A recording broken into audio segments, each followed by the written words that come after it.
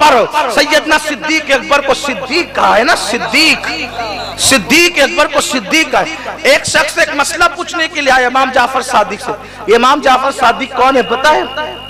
अब जरा वो भी सुन लें।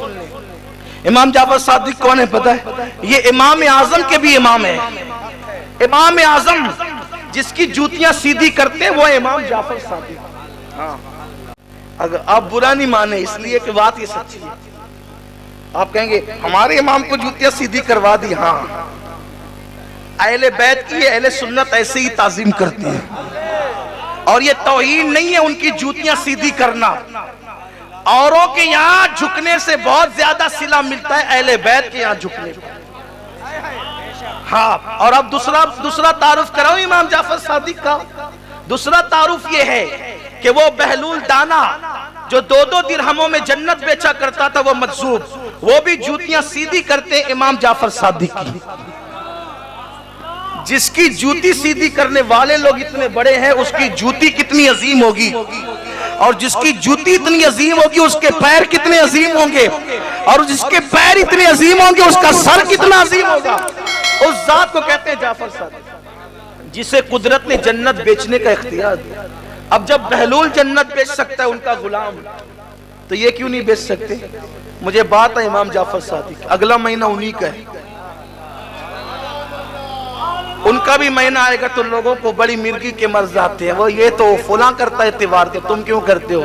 तो वो फुला नाचता है तो तुम लोग नाचना बंद नहीं करते। तो वो फुला करके त्योहार तो हम क्यों उसको बंद कर दें? क्यों? इसलिए कि उसकी नीयत अलग है, हमारी नीयत अलग है। उसकी नीयत किसी की वफात का जश्न है, हमारी नीयत किसी की बारगाह में इसाल सवाब है। तो ये अमाल का सवाब तो नीयतों पर है ना। आप अब हमारी नीयतों को भी जांचने लगे। खुदा कर अल्लाह इन्हें तौफीक अता। अब मैं गुफ्तगू इख्तिताम पे पहुंचाता हूँ। अब गुफ्तगू मुकम्मल नहीं करूंगा इख्तिताम को, आप थक ना जाएं। मुझसे कहा जा रहा है कि वक्त है बोलें, लेकिन मेरी आदत ये है इससे पहले कि लोग थक जाएं हम अपनी गुफ्तगू मुकम्मल कर लें। लेकिन आप तवज्जो करें, 2-3 बात पढ़ता हूं, बात मुकम्मल करता हूं, ध्यान दें। इमाम जाफर सादिक जिसको अल्लाह ने जन्नत बेचने का इख्तियार दिया। एक मर्तबा इमाम जाफर सादिक के पास उनका एक पड़ोसी आया और कहने लगा हजरत मुझे घर बेचना है, मैं घर बेचना चाहता हूँ। फरमाया ठीक है हमें बेच दो। हजरत कीमत? फरमाया कि यहाँ अगर तुम ये घर मुझे बेच दोगे तो इसके बदले में मैं तुम्हें जन्नत में घर दूंगा।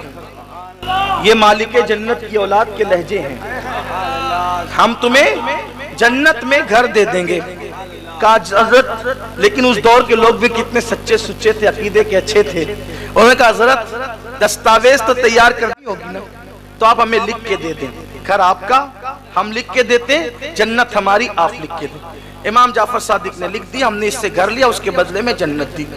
और हज के अय्याम आए, इमाम जाफर सादिक चले गए हज के लिए। कहाँ गए? हज के लिए। खुदा का करना वो हज के लिए गए, इधर इसकी तबीयत खराब हो गई। जिसने जन्नत खरीदा था मकान देकर, उसने वसीयत की मेरा इंतकाल हो जाए तो ये चिट्ठी इमाम के हाथ की लिखी मेरे कफन में रख देना, इसलिए कि दस्तावेज है जन्नत की, साथ में ले जाना होगा दिखाने के लिए, तो फिर जन्नत मिलेगी उसी पर। अब हुआ इंतकाल, घर वालों ने रख दिया कफन में रख दिया। इमाम जाफर सादिक हज करके वापस आए। जब हज करके वापस आए तो उसके जो वारिस थे उनकी नीयत खराब हो गई, वो सब के सब चले आए इमाम के पास। कहने लगे वाह साहब आपने तो हमारा घर ले लिया, हमारे घर पे कब्जा कर लिया। इमाम ने फरमाया हमने कब्जा नहीं किया, हमने खरीदा है उसूल के मुताबिक। कहा कितने में खरीदा? कहा पूछो। कहा उसका तो इंतकाल हो गया, हम उसके वारिस है। कहा देखो हमने उसको जन्नत में महल दिया था और यहाँ का घर खरीदा था। तो कहा वो दस्तावेज लिख कर दी थी। कहा लो साहब ये भी कोई सौदे होते हैं, जन्नत में महल दे दिया और यहाँ का घर ले लिया, आपने ले लिया हमारा घर।